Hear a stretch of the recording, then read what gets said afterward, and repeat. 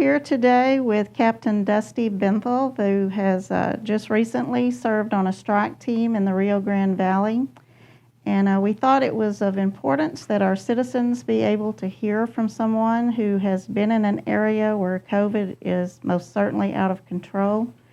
We are trying so hard in our community to prevent that from happening, and so I wanted you to hear it firsthand from someone who's seen it. So I'm going to ask you a few questions, Dusty, and we just want you to answer from your heart. All right. So how many firefighters and ambulances from Mineral Wells went and served on that strike team?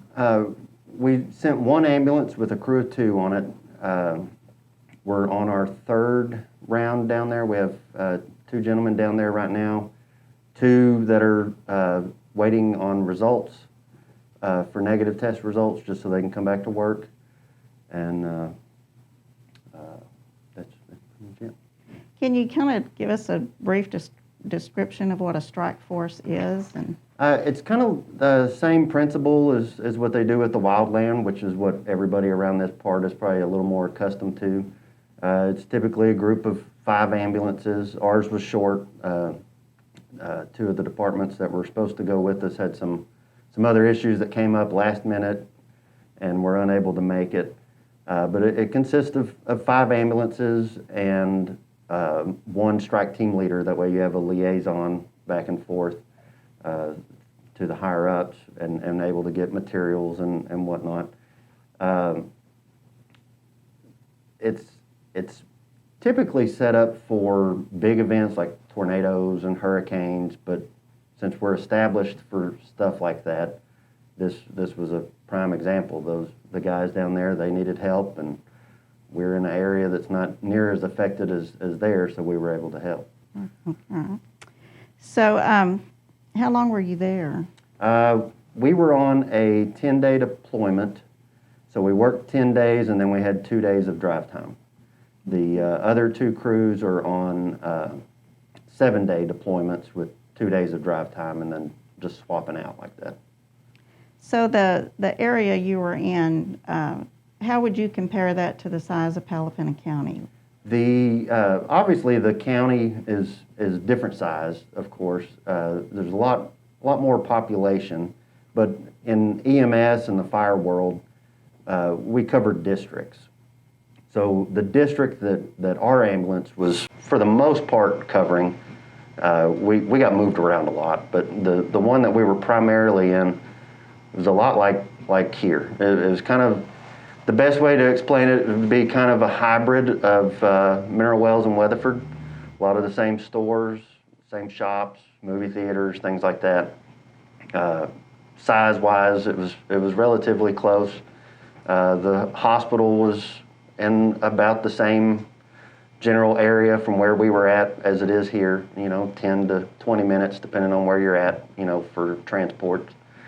So in the grand scheme of things, it was very similar to here in Mineral Wells. Well, I know a lot of times when you think border towns, you think of more low-income type communities, but it sounds as though that was not the case here. So it did compare to Mineral Wells. They had, we did most of our grocery shopping at H-E-B. They had every fast food restaurant that we've got and then some. All the people we met down there were super friendly. Housing additions that I'd move into, I mean, they were beautiful area and great community in all reality. Yeah. It's not like what you see on the movies, right, Right. I think that's important for us to know that. So could you kind of just tell me in your own words what you experienced, and please stay generic. We need to respect patients and families, but tell us about a day. What did that look like? The area that we were in was more spread out. The call volume wasn't as high. We were on 12-hour shifts during the daytime, but keep in mind each call would take about 3 hours from the time it came in until the time we were done deconning and getting back in service. It wasn't uncommon after talking to the crews that were down there to sit with your patient in the ER bay, loading bay, for anywhere from an hour, which was a good one, to I know of one that I witnessed that sat for over 8 hours with a patient because there's nowhere to put them. It doesn't take much to overwhelm a system, and they were definitely overwhelmed all through the valley.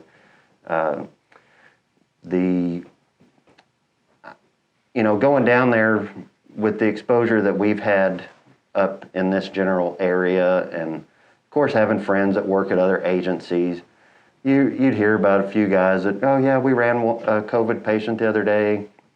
Well, down there, it's not a matter of do you know somebody that's had COVID. It's how many people are you family with that have died from it. Just taking the tour through the hospital was overwhelming, and we weren't mentally prepared for that. To put it in perspective, the hospital that we were based out of, similar to our hospital, a little smaller, we got turned around trying to figure out where to pick up a patient at one point because we didn't know where the ICU was. We didn't realize that the entire floor had been turned into the ICU. So wow. That's why it was confusing to us, because we were looking for a door that said ICU. We weren't aware that everything was ICU. Wow. So what was happening to folks who didn't have COVID, just your typical emergency transports? Well, and that's some of what people don't realize in all this is you have people that are affected by COVID, but then you still have your general public that has problems with diabetes, car wrecks, cardiac problems, cancer, whatever the case may be. You fall and break a leg, you still have normal ambulance calls that come in. And so just like in the way we triage patients for mass casualty type events, that's what they were having to do at the ER before you could even go in. So you'd come in, another truck would come in, another truck would come in. As soon as they had a spot, the one who was in the worst shape would get to come in. Wow. I think the longest we sat with any patients was probably 2.5 hours, roughly, give or take. And that's part of what's overwhelming the system. There's just not enough room. Right. So what kind of protective equipment were you guys wearing? We would wear the N95 mask on all calls, either the safety glasses or the full face shield for every call that we went on. Gloves, obviously, we do that on every call, and then a full gown. And then we'd take care of the patient, get them loaded in the ambulance, and then whoever was driving would take all that off, and then when we got to the hospital, you'd have to put everything back on. So each call, you were going through 3 sets of equipment. Wow. We were constantly having to meet up with the strike team leader to restock. Mm-hmm. So I understand you guys were able to find an apartment complex that was still under construction but had some rooms available, so you had a place to stay. But where did you feel the safest outside of your apartment?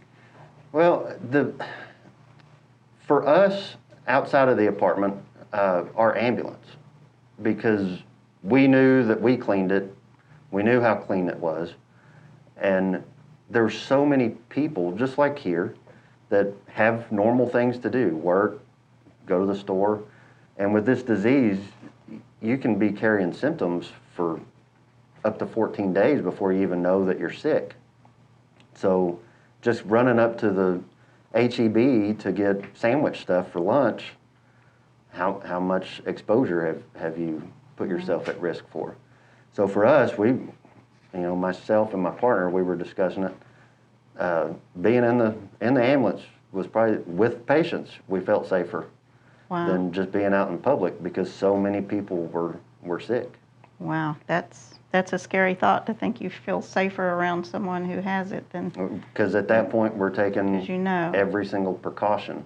On a trip, to Walmart, back home, up here, I'll go in, get what I need. As soon as I get out to the truck, I'm putting hand sanitizer on.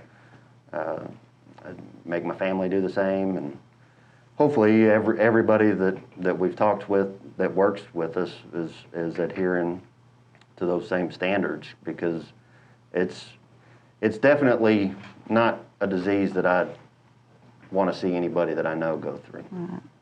Right. So if you had one particular message that you would want folks to get from this interview, or your message from your heart to our citizens, what would that be?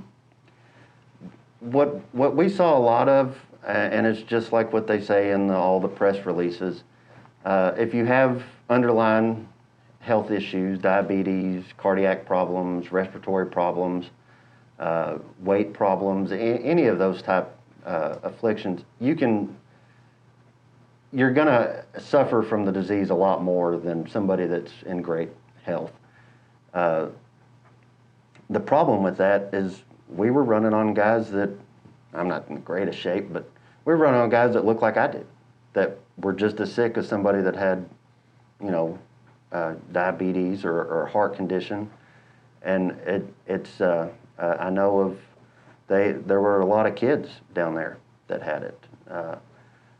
At the children's hospital, we heard of some stories from there that was like, wow, I didn't realize that it was affecting every age group. So the main thing is just do your best you can to adhere to every guideline that's been put out. Wear the mask if you're in public. Wash your hands. Use the hand sanitizer.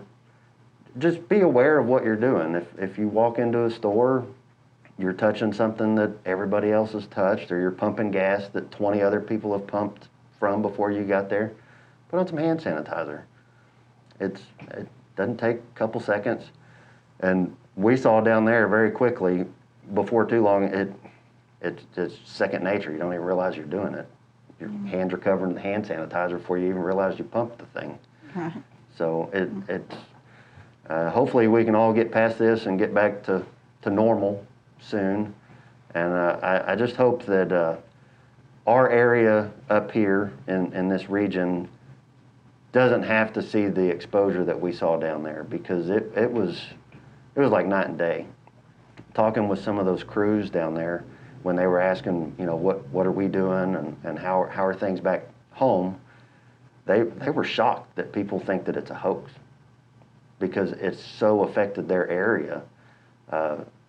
The day that we got down there, I was talking with one of the supervisors, and he said that they had two guys that just quit 2 days before we got there because they just couldn't do it anymore.